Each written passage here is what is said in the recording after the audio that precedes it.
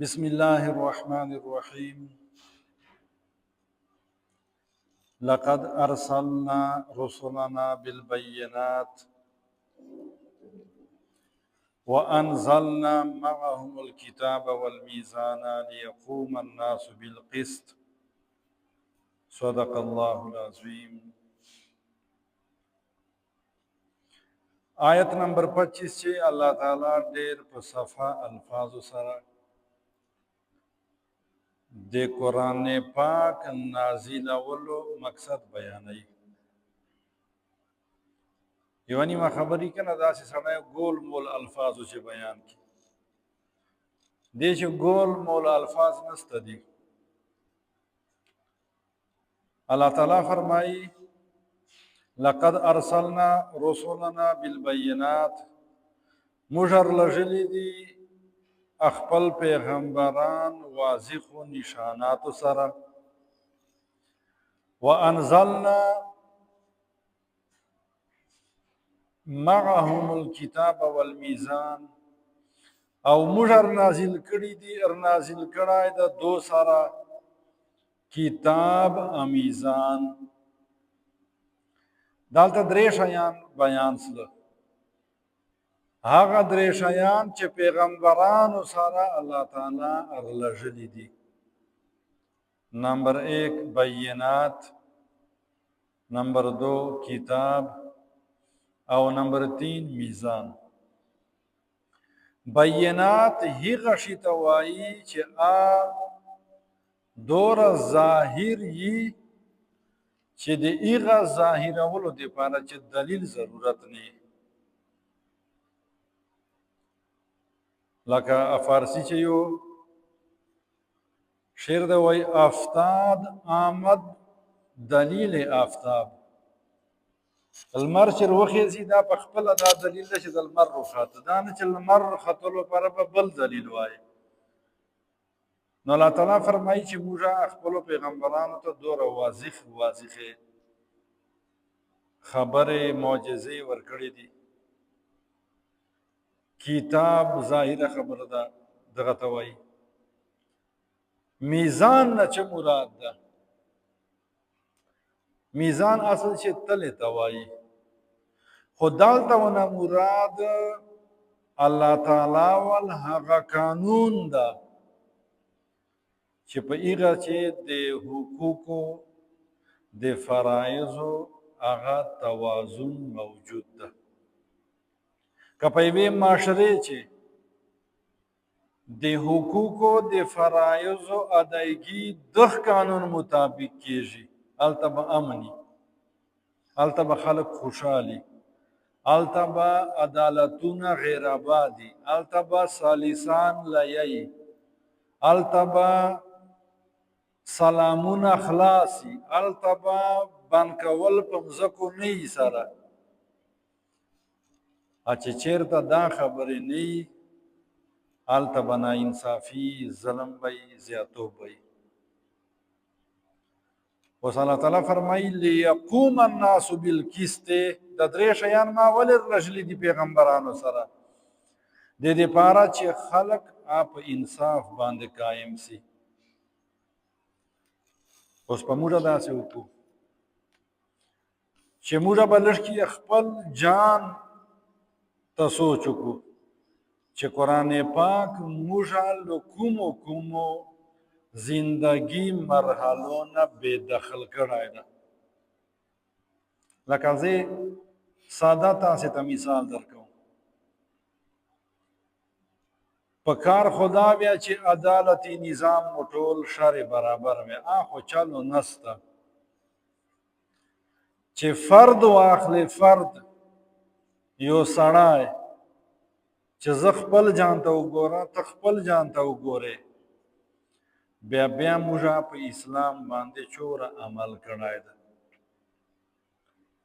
یو شاعر وایي که نه چې که چیرې د فیصلې حقوقو ادایګي دا دغه نظام مطابق دی چې کوم الله تعالی رلژلی ده، بیا وایي اگر یہ نہیں تو بابا پیر سب کہانیاں ہیں. بیا خو خوږې خبرې دي. موسی علیه السلام له ټنډۍ نه بیا مار جوړ سه، ماران یې وخوړل، خوند ورناخلي خلک. بیا داسې وه، بیا داسې وه. بیا دا خو لکه ادم میروخان والا کیسه یې نه، بیا کیسه یې ونه جوړه سله. بس لکه تاسې ووایو موږ په شریعت باندې فیصلې کولو ته تیار نه یو. د مځکو مسلې چې دي، د مځکو مسلو برخې الله تعالی په څلورمې سپارې چې ښولې دي چې دغته به دوره برخه ورکړي، دغته به دوره برخه ورکړي.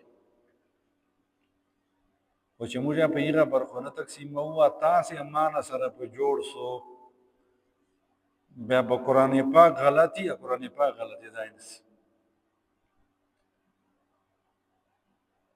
یوه خوږه کیسه به ته وکړم. داسې وسله دغه بیټک ته یو سړی راغلی و.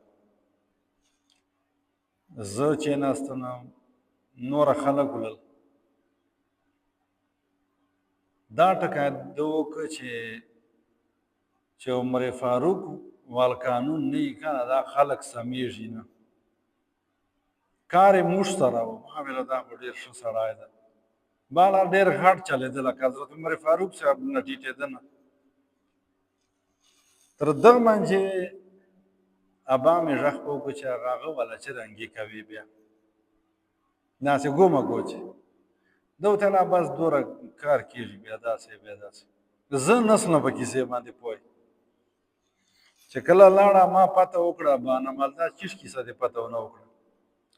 ویله دا خو یا جي ټیچر ده، هغه اپریشي ده، معنې چیرې بیا چاته له 100 روپۍ وري. کور یې پېښور ته بوتله، دلته موټر چلوي. نظام یې چا ورغوښته؟ عمر فاروق صاحب ول. لکه نظامونه چې دي موږ ابوبکر صدیق صاحب ول غواړو. روپۍ قرآن پاک چور احکامات دي، روپۍ وره عمل کولو ته تیار نه یو چې زه پوه کړم. ورې ډنمارک چې قرآن پاک بې حرمتي اوسي، چې موږ خپل ټرکونه موټول ټولو ته ور ورته کړي. د دوکانونه ماتې چې ښایسته دي، ورې انګریزانو قرآن پاک سوځولی ده. خو په دې دوره ډېر نه پوهېږي چې دا څه شی دي. موږ خو په پوهېږو که نه، موږ چور عمل په کړی دی. خالي په غلاف چې بند کول، دغسې کول، روپۍ فایده نشته. موږ خو دا هیله ده چې موږ به بیړه پار کېږي، دغه آیات سره به څه کوي. اوس یو څو نور آیاتو ته وګوره. الله تعالی فرمایي په سورة النساء چې 135 نمبر آیات چې یا ایها الذین آمنوا کونوا قوامین بالقسط شهداء لله. وی پورا طاقت سره د عدل انصاف قائمونه دپاره چیک سو. الله شهداء لله ګواه لپاره دی الله تعالی. بل په سوره مائده آیت نمبر 8 چې الله تعالی فرمایي کونوا قوامین لله شهداء بالقسط. اے ایمان والو دی الله تعالی خاطر د انصاف قائمونه دپاره او د انصاف گواهی ورکولو ول جوړ سو. په سورة الشورى چې پیغمبر علیه السلام فرمایي و امرت لاعدل بینکم، وای ما ته حکم صلای ده چې زه تاسې په منځ کې عدل انصاف قایم کړم. دلته یو بل آیات ته د سورة مائده والا آیات ته تاسې دې ته غوږ ونچو، دغه بیانو به بس. الله تعالی فرمایي یا اهل الكتاب لستم على شیء. اے اهل کتابو هیچ حیثیت مو نسته ده حتی تقیموا التورات والانجیل، تر دوره پورې چې تاسې تورات او انجیل قایم نکو. څه مطلب؟ چې خپله زندگی دې مطابق نکو، فیصلې دې مطابق نکو، وما انزل الیکم من ربکم هغه چې نازل کړي سلی دي تاسو طرف ته له تاسو ربنا. اوس دلته لږ کې یو کار کوو دا یا اهل الكتاب په جی باندې یا اهل القرآن موږ لګو که داسې موږ ووایو قل یا اهل القرآن اے د قرآن خاوندانو مسلمانانو لستم علی شیء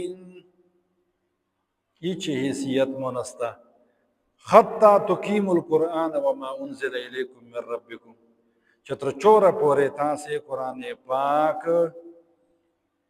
چې کوم الله تعالی نازل کړی د قایم کړی مو دی قایمول دغه ته وایي چې نظام به اوس په ټول نظام چې خو موږ وس نه راسي په د خپل جان چې خو مو وس راسي که نه چې ورته وایه چې په شریعت په فیصله تر وکړو وایي چا په شریعت کړي دي که ته په شریعت کې چې ګټه یې ورته پچې بیا وایي په شریعت پې کوو نو دا یې هغه بني اسرائیلو ول چلونه دي تؤمنون ببعض وتکفرون ببعض چې بعضې خو منو چې ارته نقصان یې په چې بیا نه منو بني اسرائیلو ته الله تعالی کومه سزا ورکړه لهم خزي فی الدنیا دې دنیا چې رسوا دي موږ له دو ډېر رسوا یو ولې چې موږ له دو غلط قدم اخیستلو نه سبق نه واخیسته تاسې د عالمي اسلام باندې لږ کې نظر واچو دوره په عذاب زندگی هیڅوک نه تېري لکه مسلمانان بیا یې لږ کې په خپل جان په کور په محلې په کلي واچو چوره پریشانیګانې دي هر سړی ټینشن والے ګولېګانې خوري هر شی وایي ډېر دي خو پریشاني ده چې شی سلي دي هېڅ شی نه دي سلي قرآن پاک ته مشاوره راولې ده خالی په قرآن پاک قرات محفلو باندې په تراو چې ختم کولو باندې پنځه ویرتي ختمولو باندې په ترجمې سره لس زره ویرتي ختم کولو باندې هېڅ فایده نه کېږي چې عمل دې نه وکړی مقصد دا ده چې چا چوره وس رسي هغه ورخوی چې په وکړي الله تعالی دې موږ ته عمل کولو توفیق نصیب کړي اللهم امین ربنا فاغفر لنا ذنوبنا وكفر عنا سيئاتنا وتوفنا